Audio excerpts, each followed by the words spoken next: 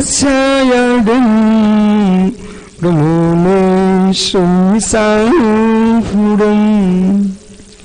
अनंत अनंत परम सिद्ध वाहिनी की एक जड़वान शांतिनारायण स्वामी की एक जड़वान महावीर स्वामी की परम पूज आचार्य भगवान कुंद कुंद स्वामी की परम पूज आचार्य विराग सागर जी महाराज की अहिंसामय विश्व धर्म की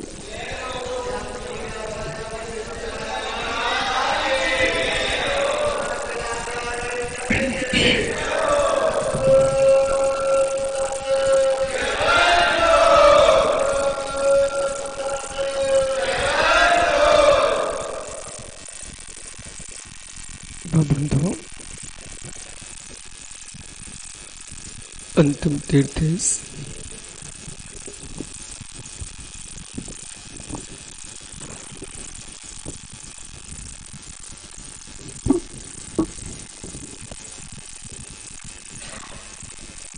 वर्धमान स्वामी के शासन में हम सही रहते हैं। तीर्थंकर जिन की पीयूष देशना जिन मनुष्य जगत कल्याणी है। ये सर्वज्ञ शासन नमोस्तु शासन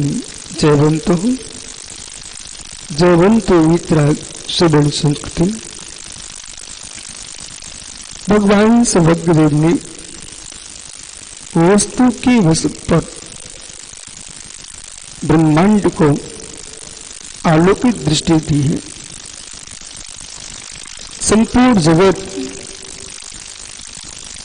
जिस सत्य की खोज में जा रहा है उस सत्य का भूत ही नहीं है।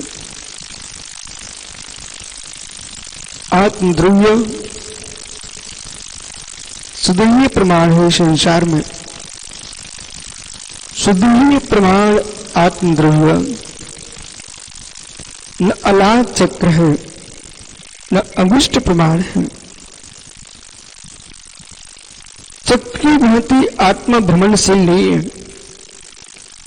कि शरीर में वो घूम रही हो। अंगुष्ठ के प्रमाण भी नहीं है। यदि आत्मा अंगुष्ठ के प्रमाण है तो ज्ञानियों सारा शरीर जड़ हो जाएगा और जहां पर आत्मा रहेगी वहीं चेतनता रहेगी। अवशेष शरीर में चेतनता का अभाव हो जाएगा। इसलिए वो ब्रह्म है।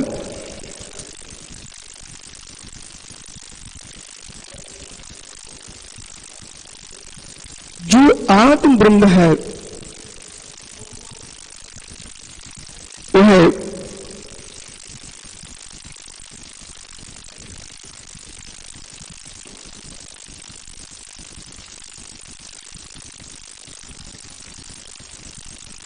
संसार में बंद दशा में शुद्धीय प्रमाण है और बंद से रहित मुक्त दशा में असंख्यात प्रदेशी अशरीरी आत्मा है। लोक का विलोकन करने वाला ये आत्म ब्रह्म है। जगती पर किसी ईश्वर की खोज करना ये अल्पज्ञ का कार्य है। जगती पर आत्मदेव के भीतरी आत्म ब्रह्म को खोजना ये ज्ञानी का कार्य है। इसलिए यहाँ पर आचार्य भगवान कह रहे हैं कि जगत में शत्रु कोई है, मित्र कोई है तो भिन्न पुरुष नहीं है। क्योंकि आत्मा ही तुम्हारा शत्रु है, क्योंकि आत्मा ही तुम्हारा मित्र है। कषाय से शून्य है आत्मा, वो तुम्हारा मित्र है, और कषाय से युक्त है आत्मा, वो तुम्हारा शत्रु है। संयम से युक्त परिणाम है वे तुम्हारे मित्र हैं, असंयम परिणाम है वे तुम्हारे शत्रु हैं। किसी भी पर्याय में भिन्न पुरुष के द्वारा कोई जीव सताया नहीं जा सकता। किसी भी पर्याय में भिन्न पुरुष के द्वारा जीव को सताया नहीं जा सकता है। जब भी जीव सताया जाएगा उसमें स्वयं का कर्म नियम से निहित होगा। जो लोक में कहा जाता है कि अमुक व्यक्ति ने मुझे परेशान किया है, मुझे दुखी किया है, ये सारी तुम्हारी निमित्ताधीन दृष्टियां हैं। जज साहब, आप किसी को फांसी नहीं देते, आप किसी को जेल नहीं भेजते, लेकिन लोक में ऐसा व्याख्यान चलता है कि न्यायाधीश ने जेल दे दी है। यानी न्यायाधीश जेल देता होता तो जो जो दिखते हैं सबको जेल में डलवा देता। न्यायाधीश किसी को जेल नहीं देता, ऋतिक, न्यायाधीश जेल नहीं देता, जज किसी को जेल नहीं भेजता। अज्ञानी ऐसा बोलते कि जज ने जेल भेजा है, पुलिस पकड़ के ले गई। हे मित्र, ना जज भेजता है ना पुलिस पकड़ती है। तुम्हारे अशुभ कर्म न होते तो जज जेल क्यों भेजता और पुलिस तुमको क्यों पकड़ के ले जाती? आप जेल की बात कर रहे हो, आप जो है पुलिस की बात कर रहे हो। जनागम तो यो कहता है, कर्म भी तुमको नहीं पकड़ते बेटा, सत्य के पास चलिए। कर्म भी नहीं पकड़ते, कर्म भी नहीं पकड़ते। जज साहब, हो सकता है किसी देश का न्याय अंधा हो, वो न्याय नहीं कर सके, लेकिन जनागम कहता कर्म सिद्धांत तो कभी अंधा नहीं होता है। वो पूर्ण पूर्ण पूर्ण प्रज्ञावान है, चाक्षुष है।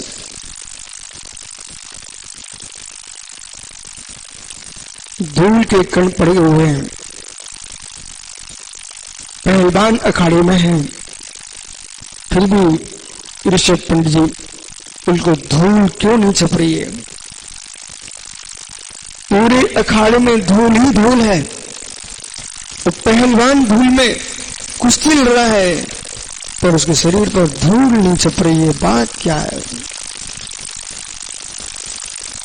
आचार्य कुंद कुंद स्वामी कह रहे हैं, अखाड़े में पहलवान कुश्ती लड़ता है, ताल तमाल का छेद भी करता है, लेकिन फिर भी उसके शरीर में रज नहीं कण नहीं लग रहे हैं। क्या कारण है? क्योंकि उसने तेल की मालिश को पोंछ दिया है। जिसने तेल की मालिश को पोंछ दिया है, इसने अपने शरीर में किंचित मात्र भी इसलिए नहीं रहने दिया, संपूर्ण तेल को पोंछ करके साफ कर दिया है। जिसके शरीर में चिकनाई नहीं है उसको धूल नहीं लगती है, और मेरे मित्र, जिसके शरीर में चिकनाई है उसे धूल चिपकेगी ही चिपकेगी। इसमें धूल का क्या दोष? स्निग्धता लेके क्यों आप आए? इसी प्रकार से जिसके भीतर राग होगा, द्वेष होगा, वहां बंद होगा ही होगा। यानी जेलर ने जेल नहीं भेजा, तुम्हारे राग द्वेष की प्रवृत्ति ने, अशुभ कृत्यों ने तुमको जेल भेजा है। इसलिए आप किसी को दोष देने की जगह उसे ही दोष दो जो दोषी है, उसे ही दोष दो। दोष किसने किया है? कर्म कहता मेरे जैसा ईमानदार तुमको जगत में कोई नहीं मिलेगा। कर्म कहता मेरे जैसा ईमानदार कोई भी आपको नहीं मिलेगा। स्निग्ध रुक्षत्वाद बंधा, स्निग्ध रुक्षत्वाद बंधा, स्निग्ध रुच के सहयोग से बंद होता है।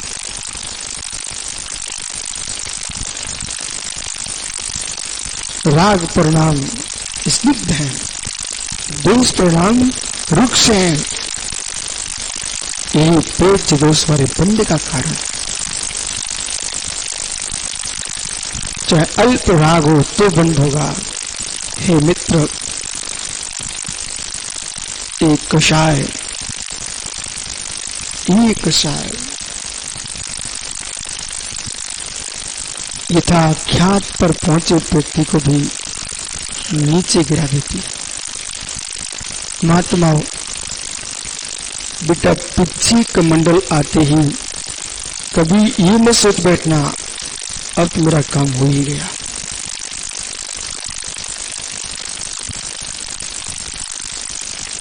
गाड़ी में बैठ चुके हो, ये मत सोच लेना अब मैं मंजिल पर पहुंच ही चुका हूं। मुस्कुराहट जब आए तो पहुंच जाओ। मार्ग है, मार्ग है, यंत्र ही तो है वाहन। उस यंत्र में कब भी रुकावट आ जाए कोई नियत नहीं है। ये भावों की यंत्र में कब रुकावट आ जाए कोई नियत नहीं है। सभी संभल के सुनना। अंकित भाई, रोड पर गाड़ी खड़ी हो चुकी है, ये मत मानना कि मैं पहुंच चुका हूं। चालक से कहना पड़ेगा कि आप सावधानी से चलिए। चालक को समझना ही पड़ेगा। जैसे वाहन एक यंत्र है, विमान एक यंत्र है, उसमें बैठा पुरुष यात्रा कर रहा है, ऐसे ज्ञानियों देह यंत्र है। ये शरीर यंत्र है। इस शरीर देह यंत्र में बैठ करके मोक्ष मार्ग की साधना के लिए चल दिए हो। पीछे आते ही मोक्ष मत मान लेना। जैसे प्रतिक्षण अखिलेश भैया, चालक से पूछो, बैठने वाला तो बैठ चुका है, चलाने वाले से पूछो वो बैठे हुए भी बैठा है क्या। अब शब्द पकड़ना। आपका चालक, आपका ड्राइवर स्टीयरिंग पर बैठा हुआ है, सीट पर, आप उसके पीछे हो। अचानक उसकी दृष्टि हट जाए और गाड़ी इधर उधर घूमने लग जाए। जज साहब के मुख से अनिल भैया क्या निकलेगा? क्या बैठा कर रहा है भाई, क्या बैठा कर रहा है भाई? इस शब्द पर आइए। आप तो प्रवचन आप अपने घर से बनाना सीखो। वो चालक से क्या बोलेंगे? पुरुष क्या कर रहा है भाई?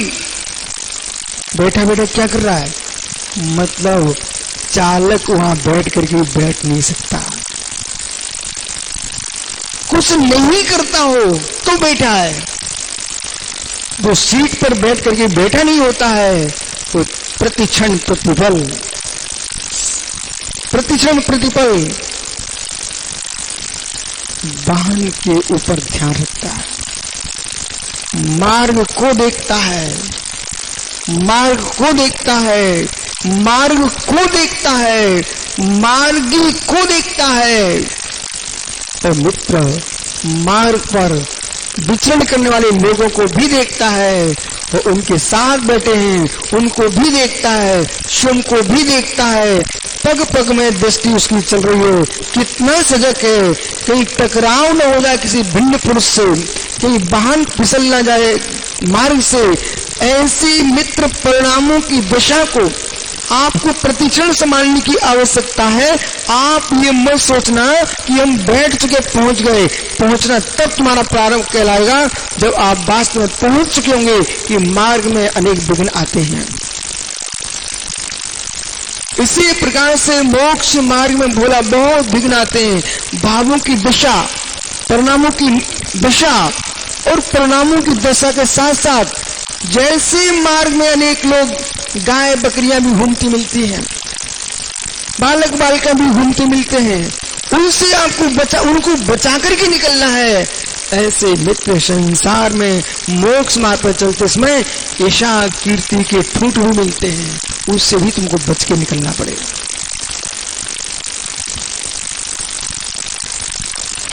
और जो साधक यशा कीर्ति में लिप्त हो जाता है, मित्र अपनी साधना के मार्ग को भूल चुके होते हैं, वो अंत में मालूम चलता है जा कहीं रहे थे तो पहुंच कहीं गए।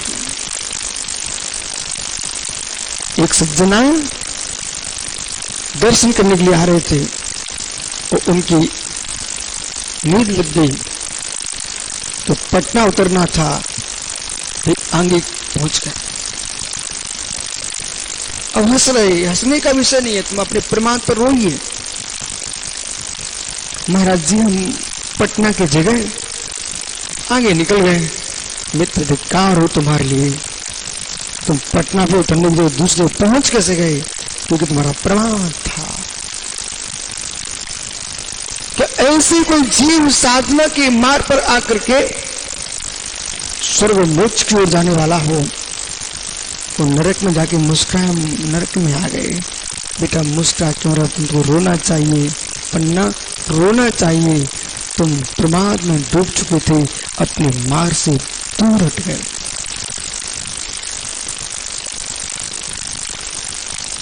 मत खोलो किसी को शत्रु,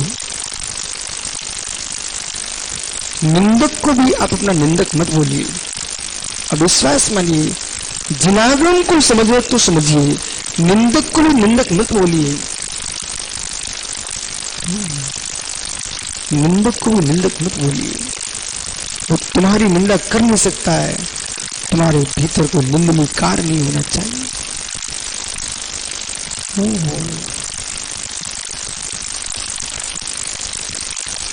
मार्ग पर खड़े वाहन को भी सुरक्षित देखते कि नहीं? मार्ग पर खड़े वाहन को सुरक्षित देखते कि नहीं? मोक्ष मार्ग पर खड़े परिणाम को सुरक्षित देखना चाहिए।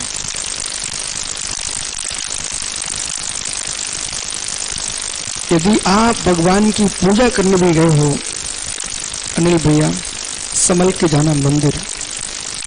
मित्र बहुत अच्छे से बोल रहा हूं, संभल के जाना मंदिर।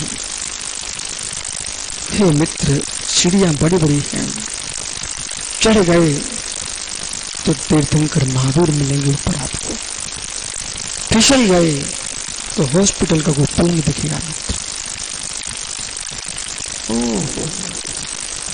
मंदिर की सीढ़ियों पर चढ़ने के लिए भी सावधानी बरतना पड़ेगी। सत्य क्या?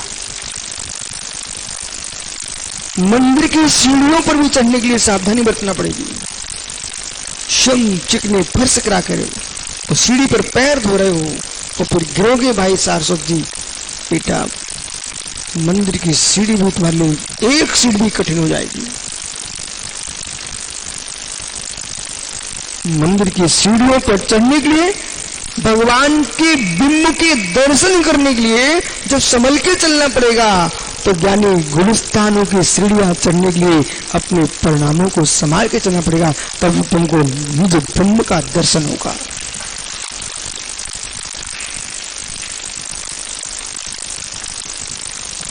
इधर उधर देखने वाला सुरक्षित नहीं पहुंच सकता। इधर उधर देखने वाला सुरक्षित नहीं पहुंच सकता अपने अभिष्ट स्थान पर। इधर उधर झांकने वाला नहीं पहुंच सकता है। मित्र युवाओं, बेटा देखना पाप नहीं है, जगत में ताकना पाप है। परमात्मा को हम देखने नहीं जाते हैं, परमात्मा को हम ताकने भी नहीं जाते हैं, हम परमात्मा के मात्र दर्शन करने के लिए जाते हैं। और इधर उधर तुमने ताकना प्रारंभ किया, न देख पाओगे न दर्शन कर पाओगे। जितनी दुर्घटनाएं जगत में घटती हैं वो ताकने वालों के साथ घटती है। सीढ़ी पर तुम चढ़ रहे थे और सीढ़ी पर चढ़ते चढ़ते चढ़ते चढ़ते आप दुनिया को देखना प्रारंभ कर चुके थे। मित्र, जिसे देखने के लिए तुम गए थे उसे तुम देख नहीं पाए। संसार में अखिलेश भैया किसी को गिराना हो तो एक नारी काफी है।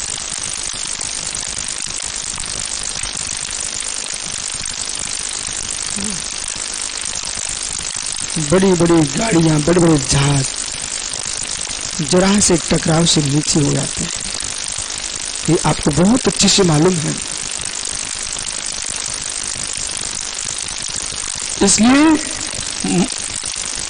मार्ग में गति अवरोधक बनता है। कोई पत्थर पड़ा हो, कोई फूट पड़ा हो, तो मार्ग में अवरोधक है, गति अवरोधक। लेकिन मोक्ष मार्ग में गति अवरोधक है राग दृष्टि।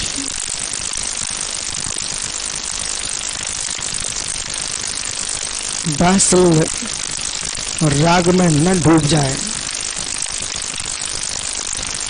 तो पहले निर्णय करना चाहिए कि हमें वात्सल्य उत्पन्न हुआ भी है कि नहीं हुआ है, कि राग को भी हम वात्सल्य बोल रहे हैं। शल्य रहित, राग रहित, इच्छाओं रहित, अपेक्षाओं रहित धर्म धर्मात्मा का जो संबंध होता है अनिल भैया, उसका नाम वात्सल्य है। वात्सल्य में न किसी को अंगूठी पहनाना पड़ती है, वात्सल्य में न माला हार मुकुट पहनाना पड़ते हैं, वात्सल्य में मित्र न आपको गजरा पहनाना पड़ते हैं, न मणिबंध पहनाना पड़ते हैं, न बाजूबंद पहनाना पड़ते हैं। वात्सल्य में तो एकमात्र जैसे गाय अपने बछड़े को निहारती है, ऐसे धर्मात्मा धर्म के बछड़े को देखता है।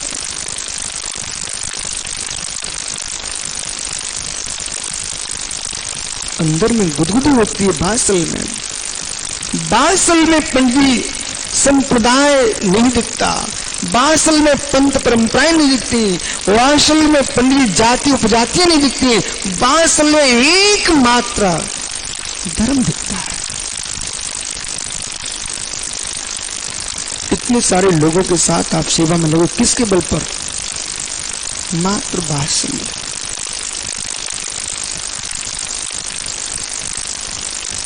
वात्सल्य। महासत्ता को देखना सीखो। महात्मा विष्णु सागर जी महासत्ता को देखना सीखो। महात्मा विष्णु सागर जी यानी महासत्ता को देखना सीखो। महासत्ता को जो देखता है विशाल होता है। अवान्तर सत्ता देखते हुए आदमी संकुचित हो जाता है।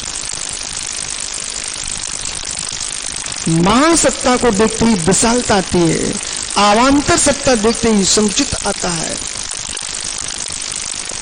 द्रव्य द्रव्य द्रव्य द्रव्य कौन दिख रहा है? महासत्ता।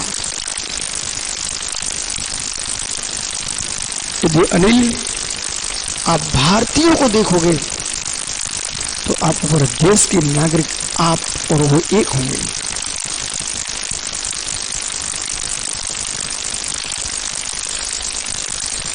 हम सब भारतीय हैं, भारतीय हैं और भारतीयता के नाते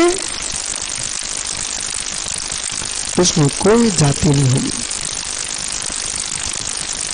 देशभक्ति उमड़ेगी, देश की अखंडता उमड़ेगी। हम सब भारतीय हैं। और जहां आपने पटना और दिल्ली बंबई देखना प्रारंभ किया वहां तुम छोटे हो जाओ। इसलिए ज्ञानियों अपने आप को भारतीय देखो, अपने आप को अहिंसा धर्म को मानने वाला देखो। आप सब अखंडता में रहोगे। और जहां आपने एक गुरु को देखना प्रारंभ किया वहां आप छोटे हो जाओगे।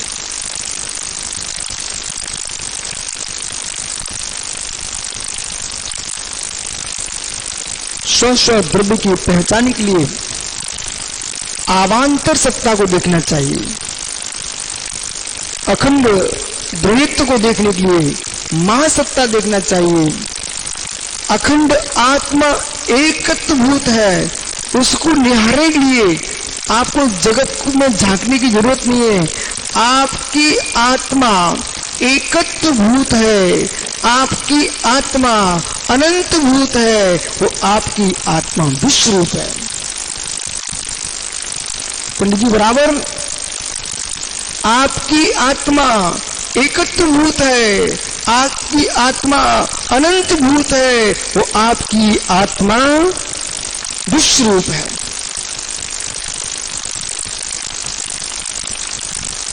मतलब एकत्वभूत है। अब जो आप मटका कब बनोगे? अज्जू भाई मटका कब बनोगे?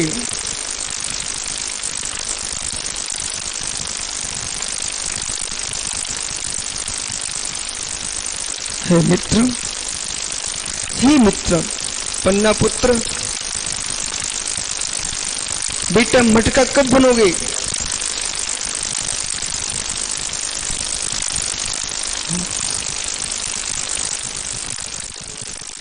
पानी भरने वाला मटका कभी बनोगे क्या?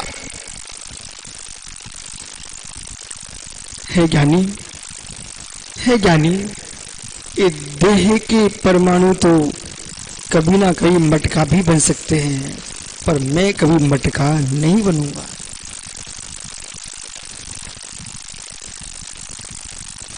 कह देना पिताजी से, पिताजी न मेरे शरीर को देखो न अपने शरीर को देखो, शरीर के परमाणु तो मटके में भी बदल सकते हैं, लेकिन मेरा क्या एक भगवान आत्मा कभी चेतन से अचेतन में नहीं बदल सकता है। बैठ जा ज्ञानियों। आत्म ध्रुव है, वो न घास रूप बदलेगा, न पानी रूप बदलेगा, न घट रूप बदलेगा, न पट रूप बदलेगा, पर जिस शरीर में तुम लिप्त होकर के अपने शरीर के राग में, पर के शरीर के राग में ब्रह्म को खो रहे हो, वे शरीर तो मेरे मित्र नानक रूप हो जाएंगे, लेकिन मेरी आत्मा अखंड एक ही रहेगी। एकत्वभूत मात्र आत्मा को देखोगे तो आत्मद्रव्य एक है, और उस आत्मा की पर्यायों को देखोगे तो अनंत रूप है। वो आत्मा के केवल ज्ञान गुण की रूप देखोगे तो मेरी आत्मा विश्व रूप है। मेरी आत्मा विश्व रूप है। ये आप यूं कहो महाराज जी ध्यान किसका करूं, सामयिक किसी करूं, यही तो सामयिक, यही तो ध्यान का विषय आपको दे रहा हूं। मैं विश्व रूप हूं, विश्वव्यापी, विश्व दृष्टा, विश्वव्यापी, विश्व दृष्टा, विश्वव्यापी, विश्व दृष्टा, विश्व ज्ञाता कब बनूं?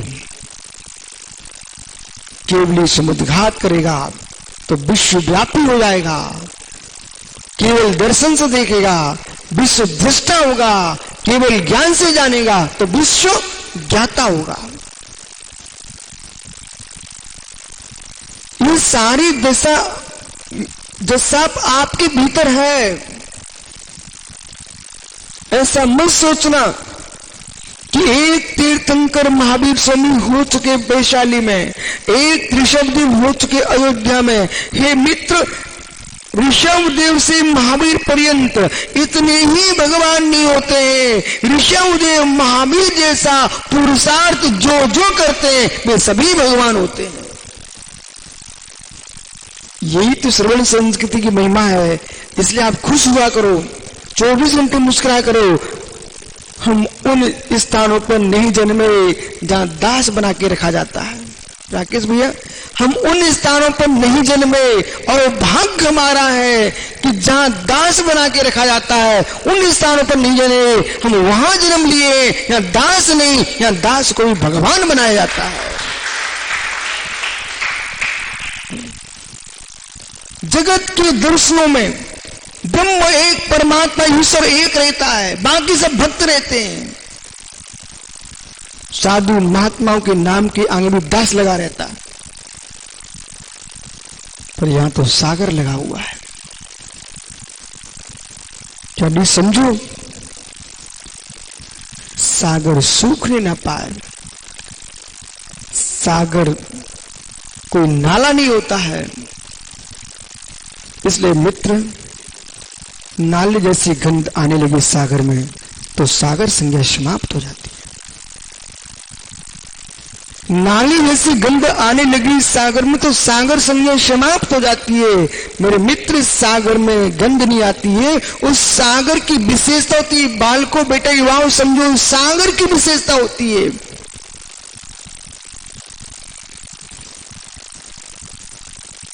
विनोद, समुद्र कभी कचड़े को अपने मध्य में नहीं रखता। समुद्र कभी कचड़े को अपने मध्य में नहीं रखता। जैन मुनियों के नाम के आगे सागर क्यों लगाया, रहस्य क्या है? समुद्र कभी कचड़े को अपने अंदर नहीं रखता है। कोई भी तुम कितनी बड़ा कचरा फेंक दो समुद्र के अंदर, वो तुरंत अपने लहरों से किनारे कर देता है। ऐसे ज्ञानियों, सच्चा वीतरागी भावलिंगी मुनि अपने आत्मा के भीतर राग देश विषय का कचरा नहीं रखता है, वो किनार कर देता है। उसका नाम सागर होता है।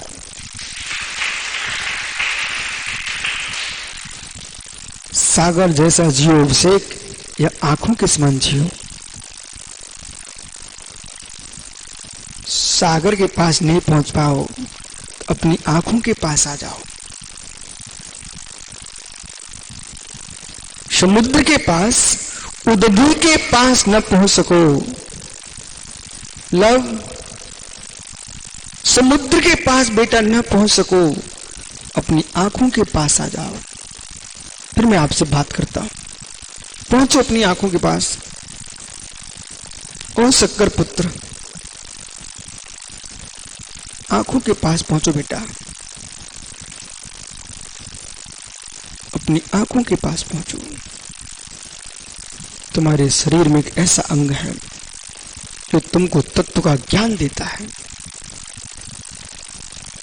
आपके शरीर के अंदर ऐसा अंग है, आपको तत्व का ज्ञान देता है।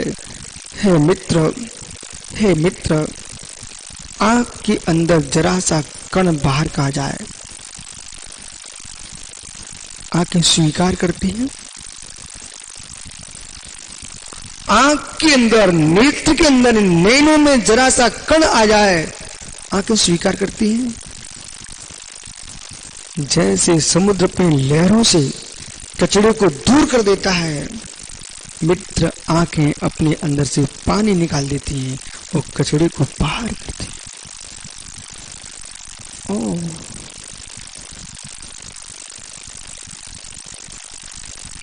नेत्रों से पानी निकलने लगता है।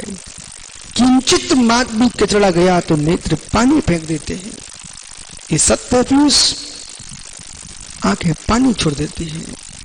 ऐसे भेद विज्ञानी जीव, अंतरंग में किंचित मात भी राग देश मल के कचड़ा आया, अपने भेद विज्ञान की नीर से उस मल को बाहर कर देता। उसका नाम सम्यक दृष्टि साधक है।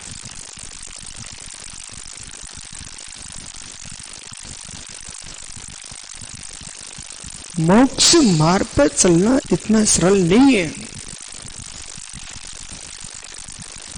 इतने सरल नहीं है जितना लोग मान बैठे हैं। मोक्ष मार्ग पर चलना इतना कठिन नहीं है जितना आप मान बैठे हो। कठिन भी नहीं है। बैरागी को मोक्ष मार्ग कठिन नहीं होता। बैरागी को मोक्ष मार्ग कठिन नहीं होता, और रागी के लिए मोक्ष मार्ग सरल नहीं होता। अपनी डायरी पर नोट कर लेना ज्ञानी, बैरागी को मोक्ष मार्ग कठिन नहीं होता, और रागी को मोक्ष मार्ग पुनः सागर सरल नहीं होता। जहां राग होगा, जहां राग होगा, वहां मोक्ष मार्ग में आनंद आ नहीं सकता है।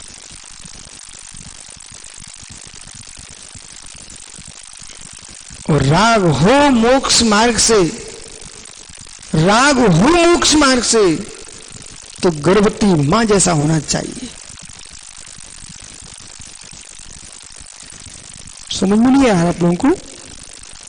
राग भी मोक्ष मार्ग से है, तो ऋषभ पंडित गर्भवती मां जैसा राग होना चाहिए मोक्ष मार्ग से। मतलब समझे क्या समझाऊं? यदि मोक्ष मार्ग से धर्म धर्मात्मा के प्रति राग है, वात्सल्य है, तो गर्भवती मां जैसा होना चाहिए।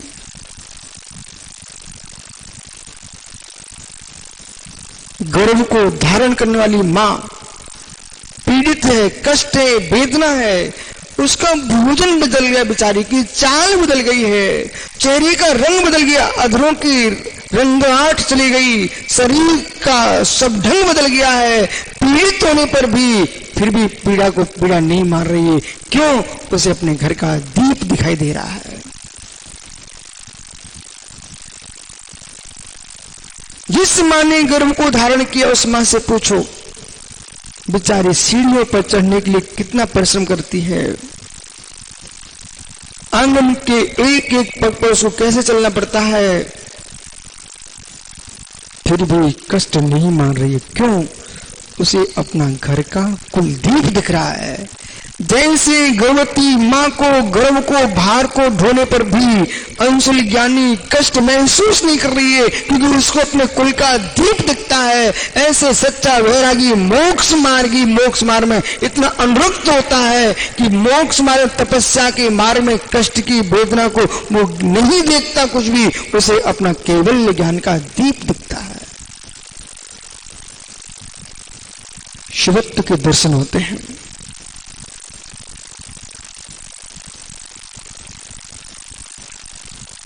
अहम ज्योतिर्मय, मैं ही ज्योतिर्मय हूं, ब्रह्मानंद स्वरूप हूं, सहजानंद स्वरूप हूं। ऋषभ भैया, शास्त्र में कब तक खोजते रहेंगे आप ब्रह्मानंद को, परमानंद को, एकत्वमुक्त भगवान आत्मा को? अध्ययन का काल समाप्त कर देना चाहिए। समझो ध्यान से मैं क्या हो रहा हूं। साधुओं को अध्ययन का काल समाप्त कर देना चाहिए, अनुभूति का काल प्रारंभ करना चाहिए। अनुभूति में जब न पहुंचे तो अध्ययन करना चाहिए, लेकिन अध्ययन में ही पर्याय विलीन नहीं कर देना चाहिए। बीज बोते बोते ही पूरा समय निकल गया, बीज बोते बोते ही सारा समय निकल गया, फसल देखते देखते ही समय निकल गया। घर में धान्य का स्वाद कब लेगा? समझो महात्माओं, साख सागर जी, बीज बोते बोते, यस, फसल देखते देखते बेटा पूरा समय निकल गया, तो फसल का स्वाद घर में रोटी बना के कब चखेगा?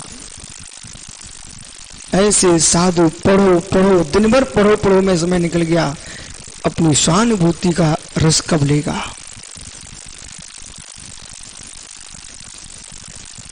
करो करो में समय निकल गया, अकृतत्व की दृष्टि कब बनेगी? महात्मा विष्णु सागर जी बराबर है कि नहीं? करो करो में समय निकल गया तो कर्तापन में ही तो निकल गया समय, अकृतत्व भाव का आनंद कब लेगा?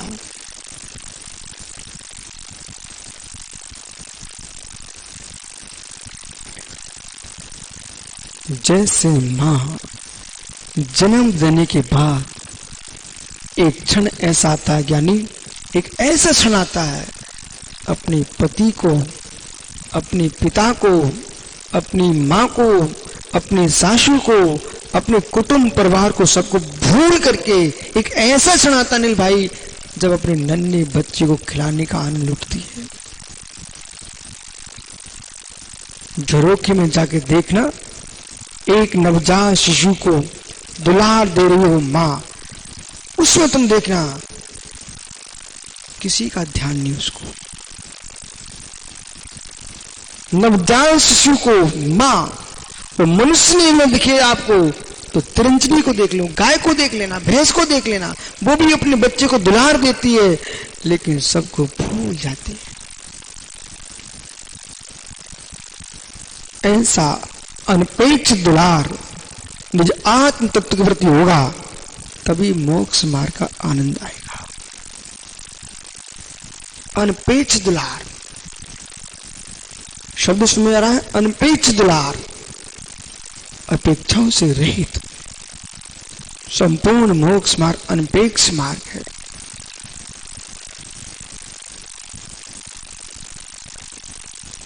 इसलिए शत्रु तुम्हारा बाहर है ही नहीं, यानी मित्र भी तुम्हारा बाहर है ही नहीं, दोनों तुम्हारे भीतर है। हार उनकी है, हार उनकी है, वो हार पहनने जा रहे हैं। हार उनकी है जो हार पहनने जा रहे हैं। समझो ज्ञानी, हार उनकी है वो हार पहनने जा रहे हैं। हार बेच चुके हैं, वो हार पहन चुके हैं। समझ गए? यस, अज्जू से जरूर कह देना, हार उनकी है जो हार पहनने जा रहे हैं। हार उनकी है जो हार पहनने जा रहे हैं। जो मित्र मंडप में हार पहन चुके हैं वे हार चुके हैं। जो मंडप में हार पहनने जा रहे हैं वे हारने जा रहे हैं। मित्र विजयी वे हैं जो माला न बर माला नहीं पहनते हैं, प्रभु की माला जपते हैं।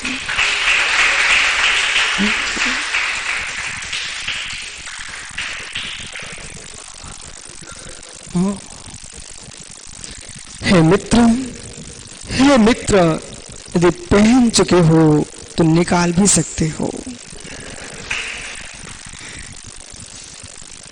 हे ज्ञानी, जिन हाथों से पहनाई गई थी तुमने थाम ली थी, उन हाथों से निकाल भी सकते हो।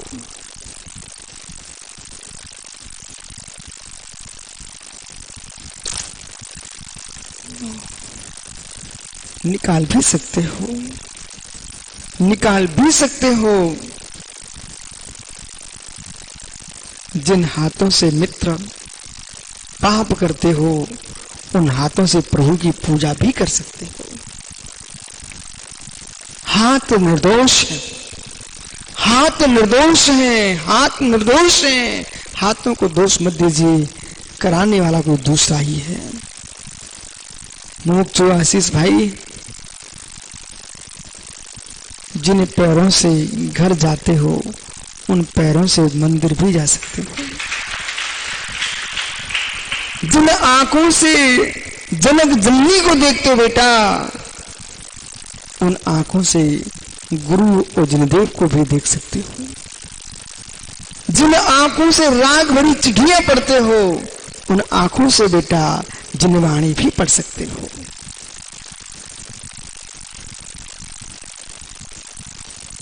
राग के पत्र बंद करो, राग के पत्र बंद करो। इससे अच्छा तो आगम के पत्र खोलो। क्या लिखा है वो?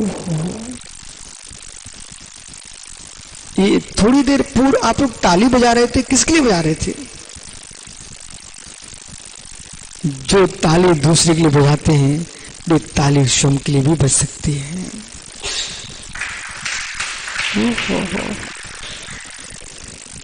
उपहास की भी बज सकती है और अनुमोदना की भी बज सकती है। अनिल, ये दोनों प्रकार की ताली बजती है। एक उपहास की भी ताली बजती है, परंतु वह समझदार होना चाहिए। अखिलेश भैया, एक जगह क्या हुआ कि वक्ता भाषण देने खड़ा हो गया और उनका भाषण जो था वो फटे बांस जैसा चल रहा था। तो लोगों ने ताली बजाना शुरू किया। अब वो इतने पागल ठहरे भी और खींचे लगे, बोले हमारी अच्छी भाषण हो तो ताली बजा रहे। तो मित्र ये देखो कि तुम्हारे अच्छे भाषण के लिए ताली बज रही है कि तुम्हें बिठाने के लिए ताली बज रही है। उपहास में भी ताली बजती है और अनुमोदना में भी ताली बजती है। ये आपको प्रज्ञा होना चाहिए, निर्णय करना चाहिए। ये हमारे उपहास की ताली अंकित है कि हमारी अनुमोदना की ताली है।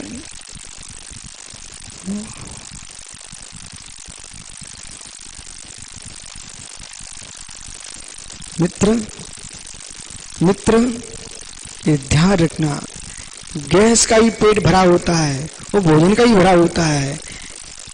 मालूम आपको, भोजन का ही बोला, भोजन की भी आवाज आती है और भूखे पेट की भी आवाज आती है।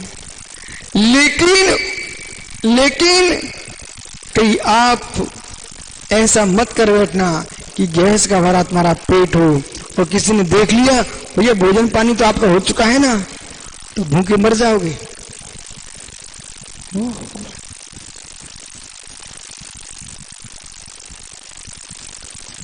नमे शत्रु मुझ में प्रिय। जगत में मेरा कोई शत्रु नहीं, कोई प्रिय नहीं है। आत्म निर्मलता ही मेरी प्रिय है, वो आत्मा की अशुद्धता ही शत्रु है। इसलिए ज्ञानियों यहां पर कह रहे हैं कि विजय प्राप्त करना चाहते हो, अब सारे विजय बंद कर दो, आत्म विजय के लक्ष्यपात करो। अप्पां कलु मुद्दुदम अप्पादं तो सोही हुई अस्मे परोमत्थम। अप्पा आत्मा जो है दमितव्यम, आत्मा का दमन करो, आत्मा का दमन करो, आत्मा का दमन करो। इंद्रियों का दमन नहीं, आत्मा का दमन करो। पंडित रहस्य है। सभी युवा ध्यान दो बेटा, प्रभावित मत हो जाना। कोई कान बंद करिए हुए हैं, मुझे गलत सुनना नहीं। हो सकता है ऋषभ पंडित प्रभावित हो जाए उस आदमी से जो अपने दोनों कानों में उंगली लगाए हुए है, मुझे गलत सुनना नहीं। ओहो, कितना कमजोर आदमी है, ढोंगी आदमी है। पंडित जी मैं तो उससे प्रभावित नहीं हो सकता जो अपने कानों में उंगली लगा है कि मैं गलत सुनूंगा नहीं। कमजोर आदमी है, आंखें बंद की है, मैं गलत देखूंगा नहीं। कमजोर आदमी है, मुख पे हाथ लगे हुए, मैं गलत बोलूंगा नहीं। कमजोर आदमी है। जो तत्व ज्ञान शून्य है, विज्ञान को वीतरागता को नहीं समझते हैं, अखिलेश भैया वे ही प्रभावित होंगे कि आंखें बंद करने वाले से प्रभावित हो सकते हैं, कान बंद करने वाले से प्रभावित हो सकते हैं, मुख बंद करने वाले से प्रभावित हो सकते हैं। क्योंकि छोटे से आज तक आपने यही सुन के रखा है, आज सत्य के पास पहुंचिए आप। आंखें बंद करना, मैं गलत सुनूंगा नहीं, देखूंगा नहीं। कान बंद की हो, मैं गलत सुनूंगा नहीं। मुख बंद की हो, मैं गलत बोलूंगा नहीं। ओ कितना नीचा गिरा स्तर का आदमी है।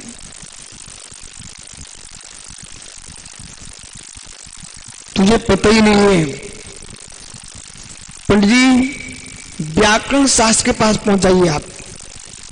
पंडित जी ऋषभ भैया नहीं तो अपने विद्वानों को आज यंत्रों से मालूम करने की विशेषार ऐसा बोल रहे थे। इन्होंने तो हमारे जब से जन्मे तब तक हमने यही सीखते रहे कि बुरा मत देखो, बुरा मत सुनो, बुरा मत बोलो, यही सुनता रहूं। पर विशुद्ध सागर ने तो ऐसा बोल दिया कि ये अज्ञानी का काम है। पूर्ण सत्य के साथ बोलना अज्ञानी का काम है कि बुरा न देखो, बुरा न सुनो, बुरा मत बोलो। मतलब तुम मुख बंद किए घूम रहे हो, आंखें बंद किए घूम रहे हो, कान बंद किए घूम रहे हो, आपको मालूम ही नहीं है। आंखें बुरा देखती नहीं, कान बुरा सुनते नहीं, और जिह्वा बुरा बोलती नहीं। कोई का प्रश्न तो कर सकते हो, आंख कभी बुरा नहीं देखती पंडित साहब, कान कहीं बुरा नहीं सुनते पंडित साहब। मित्र आपके बगल में जज साहब बैठे हैं, सब जजमेंट करा लीजिए।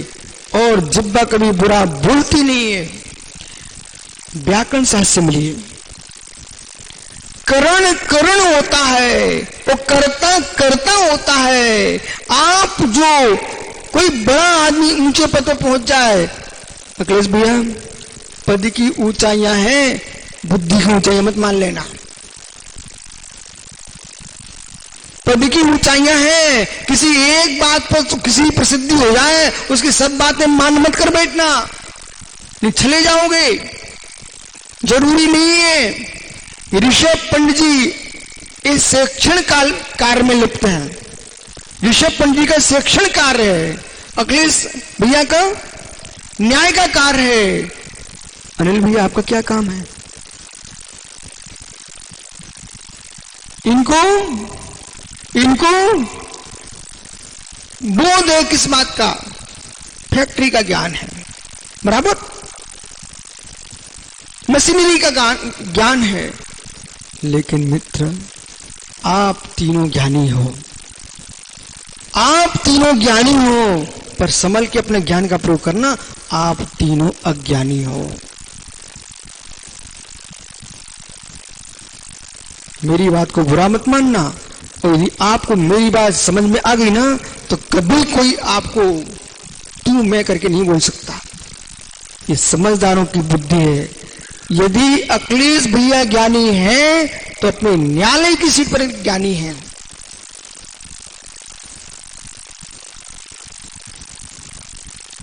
कह सकते हैं कि तुमको जहां पूरे बिहार में महावीर स्वामी का जन्म मनाना चाहिए, पूरे भारत में मनाना चाहिए, तब कोविंद पीठ ठोक सकते हैं देश के राष्ट्रपति कि एक जज ही मुझे घुमा सकता है।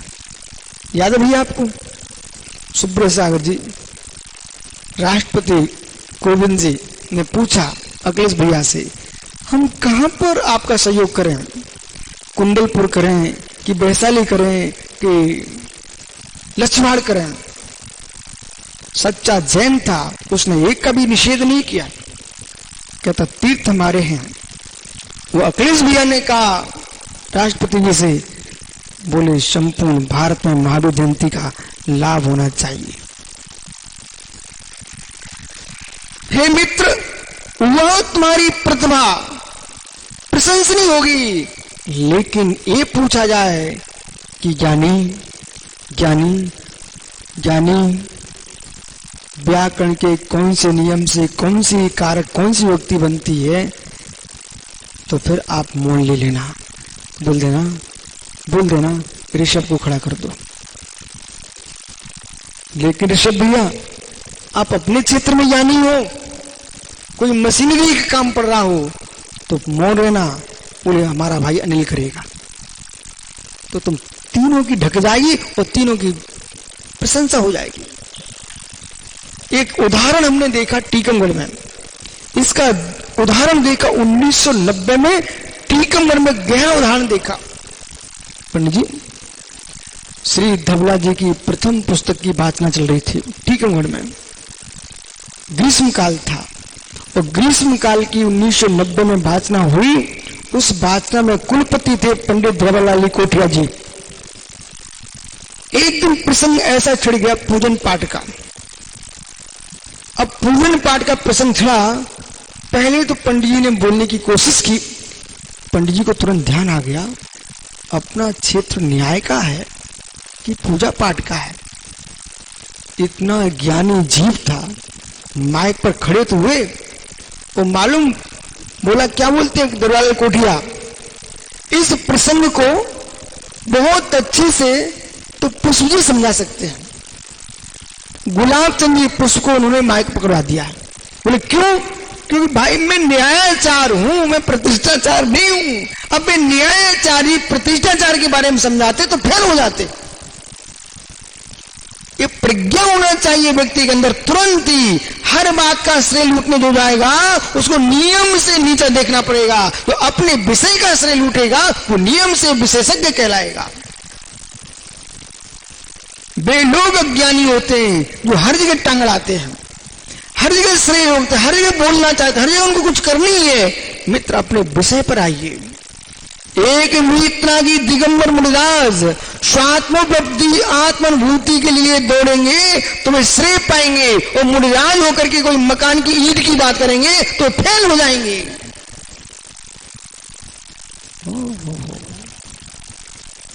मुनिराज रहे, मुनि ना बने।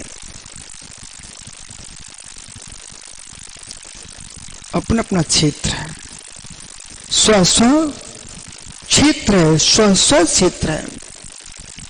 इसलिए यहां पर भगवान कह रहे हैं, हे मित्र, बुरा मत देखो, बुरा मत सुनो, बुरा मत बोलो। इस विषय को समझ लो, नहीं आप फिर से दूर हो जाओगे। महाराज जी, बड़े लोगों ने कहा है। अरे बड़े लोगों ने कहा तो क्या मतलब? बड़े लोग थोड़ी भी व्याकरणाचार्य थे, बैरिस्टर थे। वैयाकरणाचार्य नहीं थे, बैरिस्टर थे। समझ गए ना बड़े लोग जिनकी तुम बात कर रहे हो? आपको बोध होना चाहिए इस बात का। अब मैं वैयाकरणाचार्य से पूछ रहा हूं, पंडित जी आपको संभल के अब सुनना पड़ेगा। मित्र, कर्ता कर्ता होता है, वो करण करण होता है, करण कर्ता नहीं होता है, कर्ता करण नहीं होता है, कर्ता करण से कार्य लेता है, कर्ता करण से कार्य लेता है, कर्ता भिन्न होता है, वो करण भिन्न होता है। आइए अनिल भैया, हे मित्र, चश्मा उतारो ना।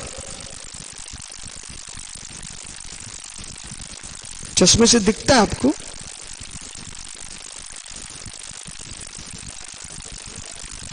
अच्छा अच्छा, चश्मे से दिखता है ना, ज्यादा अच्छा दिखता है आपको, चश्मे से ज्यादा अच्छा दिखता है ना। तो अपना चश्मा आपको दया नहीं आती, एक जनमानंद को लगा दो ना। आप तो दयालु हो ना, जिसको बिल्कुल नहीं दिखता है उसको भी अपना चश्मा लगा दो ना, आप उसको दिखने लगेगा ना। आप ये बताओ, ये आप सिर हिला रहे हो, ये दिल्ली का सिर हिल रहा है कि महाराष्ट्र का? पहले समझो भैया, महाराष्ट्र में जाओ ना तो वो लोग सिर हिलाते हैं, अब पता नहीं मना कर रहे कि हाँ बोल रहे हैं। मित्र अनिल भैया, यदि उपनेत्र से चश्मे से दिखता ही है, चश्मे से दिखता ही है, तो फिर जनमानंद को भी लगा दो ना चश्मा, उसको दिखना चाहिए ना। मित्र ऐसा बोलो, स्वामी ज्योति है तो चश्मा काम करेगा, और ज्योति नहीं है तो चश्मा भी काम नहीं करेगा। बराबर लगा लो भैया। अब सो मेरी पूरी बात को ध्यान से। मित्र, नेत्र में आप आंखों से देखते हो, बिल्कुल समझ के सुनना, आप आंखों से देखते हो कि आंखें देखती हैं?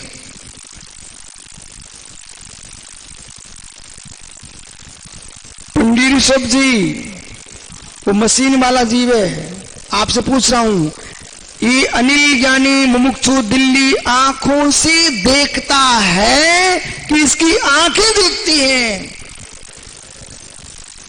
बोलो ज्ञानी।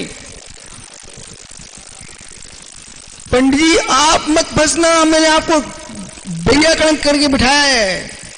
ये अनिल भाई आंखों से देखते हैं कि इनकी आंखें देखती हैं।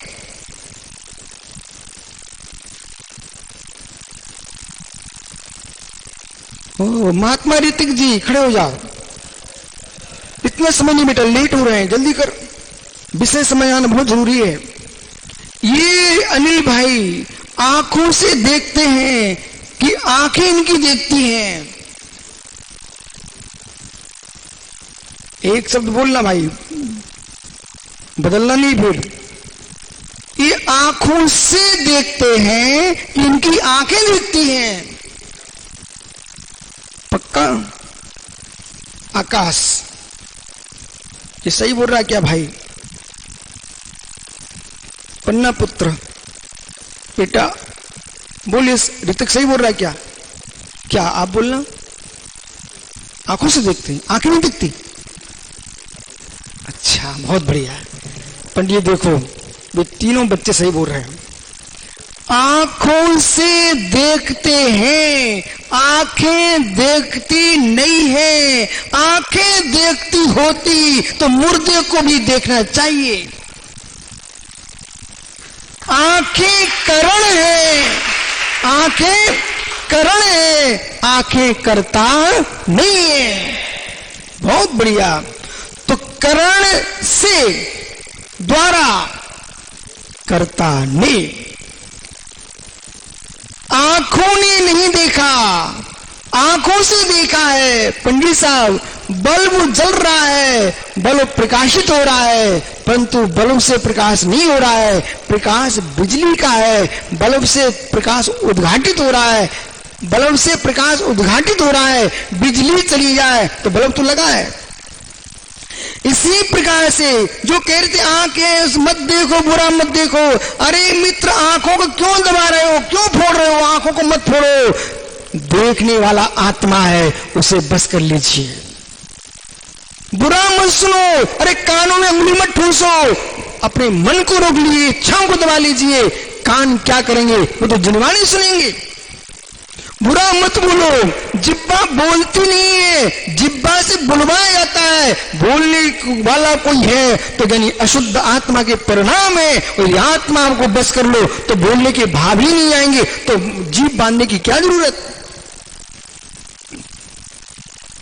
इंद्रियों में सांकल डाले घूम रहे लोग, अरे इंद्रियों में सांकल डालने से कुछ नहीं होगा, इसे तुम ब्रह्मचारी नहीं बन जाओगे। यदि आत्म बस कर लिया है तो सांकल डालने की क्या जरूरत है आपको।